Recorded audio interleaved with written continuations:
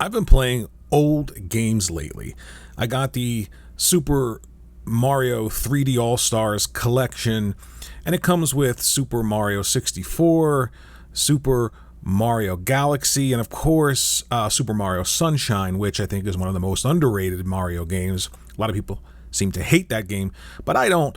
But as I'm sitting here playing these games, especially Galaxy, and I'm playing it on the Switch, and yeah, it looks better than it did on the GameCube, but the GameCube was one of the most powerful systems in that generation. It was the original Xbox, the GameCube, and of course the PlayStation 2. The PlayStation 2 was the weakest system, and the GameCube had some stellar games on that system. And as I'm playing these games, I'm having a ton of fun. The gameplay is fantastic. It's finely tuned. Platforming, I love platformers.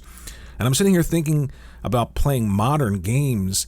And yeah, there's some good games, but I don't know if I'm at the point where I'm either too old to have new experiences because, you know, I've played everything, every new genre I've played when they were quote unquote new, and they've just been iterated on over and over and over again. And you kind of get to that unfortunate point where you're so damn old that nothing is new anymore. Then you start realizing that all the games that you played in the past, they haven't really ever been topped. And that's kind of sad. I'm going back and I'm playing Super Mario Galaxy or Mario. I say Mario. I don't care how you say it, okay? And it's just so much fun. There's so much creativity. There's so many really amazing ideas in these games, especially Galaxy. And I'm thinking to myself, what's the point of getting excited anymore about these new games? They're just old, recycled ideas over and over again. I think that's why I really like Nintendo. A long time ago, I remember reading a quote from Nintendo. I don't know if it was Shigeru Miyamoto. I don't know if it was someone else at Nintendo, but I definitely know that it was Nintendo. And they said, the race to photorealism is a race to the bottom. And as I'm playing these games or playing any games over the years, I'm starting to think, I get it. It's not about just having the best graphics. You can make a game incredibly great looking. It could have photorealism. But if the gameplay sucks, if none of the ideas feel fresh, or they're borrowing ideas that have been done before, but they're not iterating on them in a way that's exciting and that grabs you, then what's the point? And that's the key to success when it comes to these Nintendo franchises and Nintendo in general. I'm hearing people talk about the end of consoles and the boxes are eventually going to go away. My God, people are even talking about NFTs, and that's why boxes should go away and you'll own things. Let me tell you, Nintendo is never going anywhere. They're essentially a toy company. That's how they view themselves. They're making a toy for you to play with, and that's the hardware. And then they're making little pieces of things to attach to that toy for you to play with, and that's the software. I like that approach. I like that feeling of security with at least one of these companies. I like the fact that Nintendo is immune to these trends and this pandering, and they just make fun, quality video games. You might say, well, they're too kiddie for me. I don't like them because kids play them. They don't appeal to me. Running around as a green space marine shooting purple aliens, running around as a pretend soldier. It's just, what's the distinction?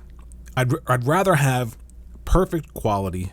I'd rather play something like a platformer or an action-adventure game and know that the quality is going to be there. It's going to be at the top end of that particular genre, and it's going to be creative. You can always create new worlds for Mario or Zelda or Samus Aran to play in. You can always create new worlds for Kirby, and they have universal appeal.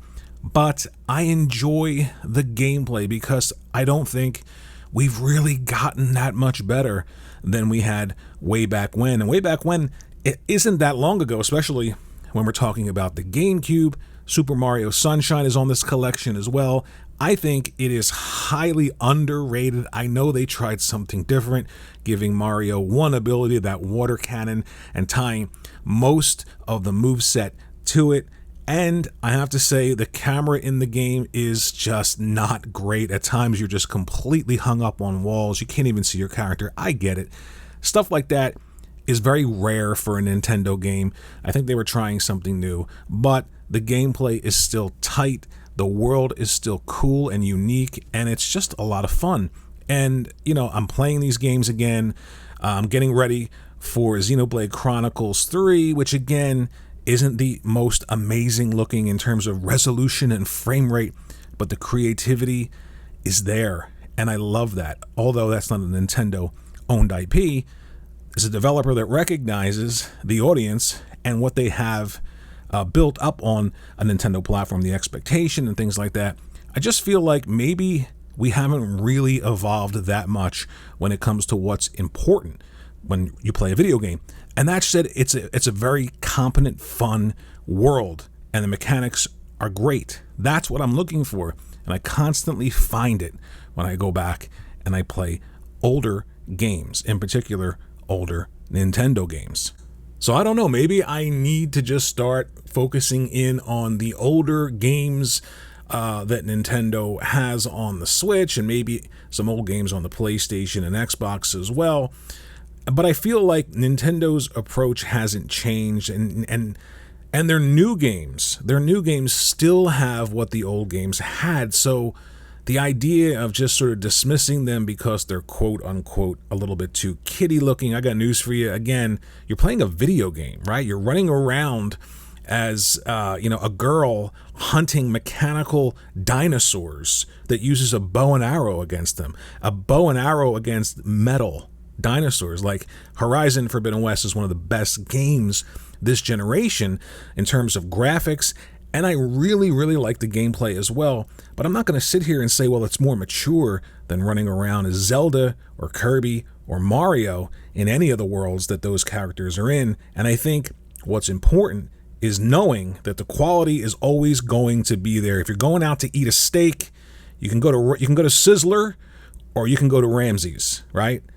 I can guarantee you that the quality and the taste and the flavor is going to be at Ramsay's, but you'll probably still enjoy yourself at Sizzler. It's just a question of knowing which one is better. And I feel like that's important. I feel like that hasn't changed. Let me know what you think in the comment section below, guys. This is a great collection. It's hard to find. You can order it online. It's still very expensive, but I think it's worth having in a collection because these are three of the best examples of platforming, and it's just what Nintendo does well, not only in platforming, but in gaming in general. Thanks for watching the video. See you guys in the next one.